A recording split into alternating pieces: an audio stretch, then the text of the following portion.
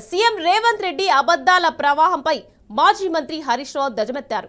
బోడిగుండుకు మోకాలుకు లంకెపెట్టి మాట్లాడడంలో రేవంత్ రెడ్డి సిద్ధహస్తుడని మరోసారి రుజువైందన్నారు. Apex council meeting లో కేసీఆర్ చెప్పిన వాటిని దురుద్దేశపూర్వకంగా వక్రీకరించారని ఫైర్ అయ్యారు. రాజకీయ లబ్ధి పొందాలనే వక్రబుద్ధే తప్ప తెలంగాణ నీటి ప్రయోజనాలు కాపాడాలనే తపన రేవంత్ కు లేదన్నారు హరీష్ రావు.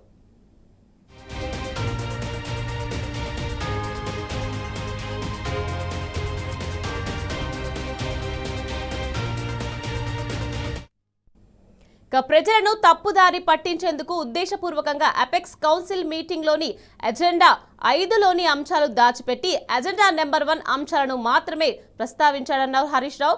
గోదావరి కృష్ణా నదుల అనుసంధానం ప్రాజెక్టుల విషయంలో తెలంగాణను సంప్రదించకుండా ఎట్టి పరిస్థితుల్లోనూ ముందుకు పోకూడదని కేసీఆర్ చెప్పారని గుర్తు చేశారు. ఒకవేళ వెళ్తే అందుకు తెలంగాణ అంగీకరించదని ఎజెండా 5లో కేసీఆర్ స్పష్టం చేశారన్నారు హరీష్ రావు.